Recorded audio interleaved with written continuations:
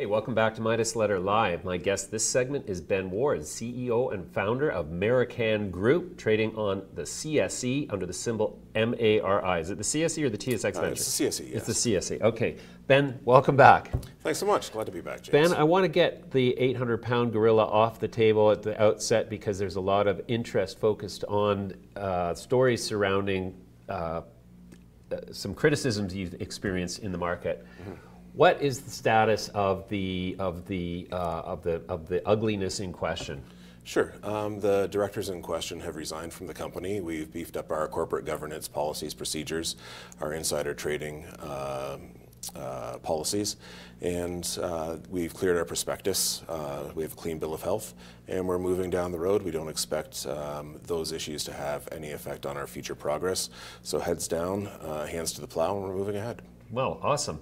So let's move ahead then. The most recent announcement today, in fact, was about your acquisition of a company that produces an alternative to cigarettes. Tell us about that, please. Yeah, they're a raw materials supplier and producer in Switzerland, and they produce low THC, high quality indoor grown cannabis for inhalation. So in the Swiss cannabis market, you're allowed to have cannabis below 1% THC, where the rest of mainland Europe is traditionally 0.2% THC or below, where it's not legalized. So this gives us an advantage where we can purchase this company that's already operational, already has 60,000 square feet of cultivation, and is supplying raw material to other companies. We will go in and supply a finished product to the Swiss market of things like vape pens, of hemp cigarettes with no tobacco. Right now there's a tobacco company that produces a tobacco hemp blend, but for inhalation this is a tobacco substitute, and it's a very meaningful transaction for our company. Okay, so can you tell me, in terms of inhaling a pure CBD product, is there an actual health benefit in terms of smoking, or is that something that you can talk to? Whether it's a health benefit or not, people do experience some benefits from it that they report anecdotally. So there's a market for the product. It's the same as THC cannabis or non-THC cannabis. It's cannabis sativa strains that are grown, and people generally enjoy the feel that they get from inhalation, and so that's a product that we're going to provide to them. Sure.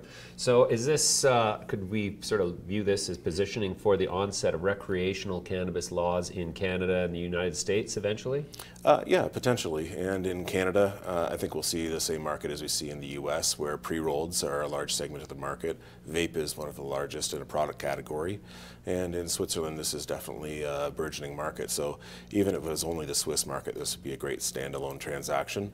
But we'll have this product that we'll be able to produce in Switzerland and then export to the rest of the European market. Okay. So then tell me about some of the other developments that have occurred in the first quarter of 2018 for Maricann. Yeah, we've been moving ahead on our German CBD plant, which is located in our Ebersbach facility. We're moving ahead with our extraction equipment installation there with 164 hectares of hemp cultivation that will move ahead next week. And our health we're just awaiting our Health Canada approval of our new expansion facility, the first 217,000 square feet in Langton, Ontario. And we expect that within the coming weeks.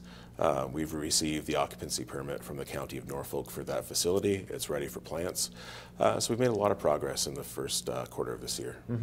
Okay, so how much of your strategy is focused on a foreign market relative to the Canadian market going forward? Yeah, well, we have our team in Canada, we have our production here and our sales and distribution plan. But as Canadians, we've always had to go out into the international markets to achieve significantly larger revenues. The domestic market is important to us. It'll drive revenue for the next couple of years. But when we look at most Canadian companies that have been successful, they've taken a Canadian template, much like they have in the mining sector, and we have that in the cannabis world. We've been first. So we can take that to Europe, where we're focused in Western Europe, and take that template and gain licensure and take our ability and access to capital and then our expertise and move into those markets. So we're focused on Western Europe at present as the future, and the present is Canada. Okay, can you give me an overview of what exactly is the status of recreational versus medical, CBD versus THC in each of those countries generally? I'm not expecting you to list all of them or know all of them, but as a trend, is there more of a sort of evolution of medical only legislation, or is it sort of moving ahead with both along the lines, similar lines of what Canada is doing? I think what you'll see is something similar to what Canada did. It was legal under a patient care law for many years, and then they introduced MMPR in April 2014, and then now we're in 2018. Later this year, we'll see recreational. We see a medical focus in many of these countries first, and then as people become more comfortable with cannabis and the stigma is lost and dropped, and they see it doesn't corrode their social fabric, they then look to the tax revenue opportunity that's available for recreational. So what we see is a time continuum, and usually 5 to 10 years after medical is legalized, then we see recreational legalized later on. So medical markets are worth pursuing for their value in their own right, but they are a preempt for the recreational market. Okay. In our opinion. Right. So moving forward, is Maricann, so now you're focused in Western Europe and Canada. Do you have a plan to expand into, say, the United States, South America, other parts of the world at all?